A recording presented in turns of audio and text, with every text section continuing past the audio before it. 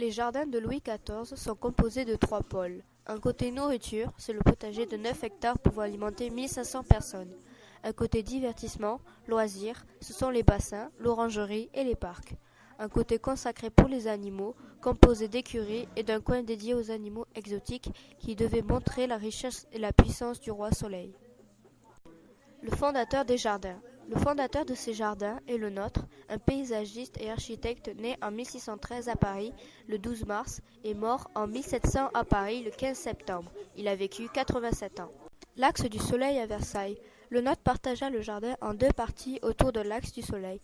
Cet axe traversait la chambre du roi, le bassin de la Tonne, le bassin d'Apollon et par le Grand Canal. Le parc du château de Versailles rappelle partout le soleil, symbole choisi par le roi Louis XIV pour personnifier la place qu'il estime être la sienne dans le royaume. Certains en ont déduit avec juste raison que le soleil devait se coucher dans l'axe du Grand Canal le jour des équinoxes. À quoi servent les jardins? Les jardins servent surtout aux loisirs, ensuite pour embellir le château, enfin pour la politique du roi Soleil. Ce sont surtout des plans à la française, cela signifie que les jardins sont à la française et à l'anglaise. Le jardin à la française, ou jardin classique, est un jardin à ambition esthétique et symbolique. Il porte à son apogée l'art de corriger la nature pour y imposer la symétrie.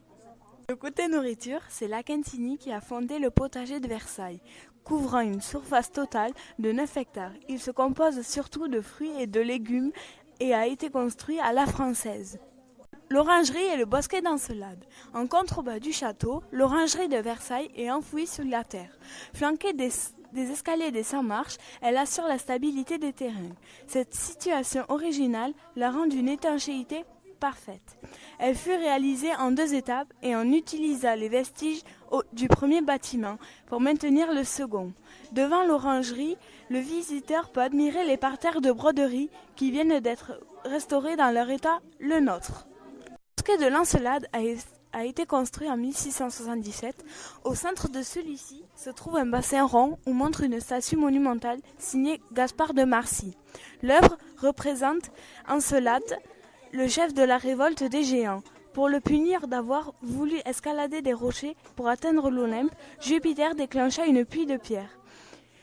On voit ici le géant écrasé sous les roches. Il se transforme peu à peu en un volcan bien connu, l'Etna. C'est un avertissement à tous les frondeurs potentiels.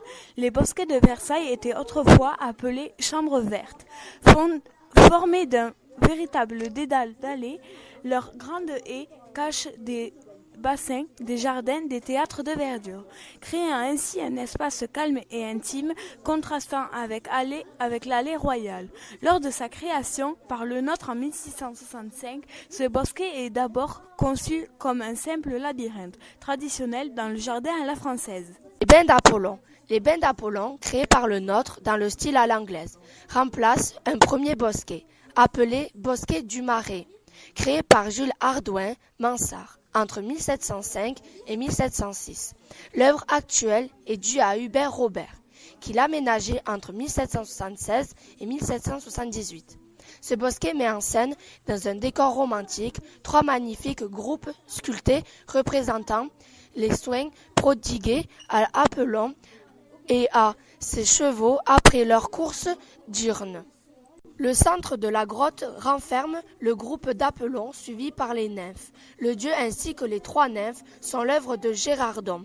Regnaudin réalisera les 3 nymphes situées en retrait. Les frères Marcy sont les auteurs du cheval. Cabret et Guérin, celui du cheval Sambrevin, qui appartiennent au groupe des chevaux du soleil pensés par les Tritons, situés en contrebas.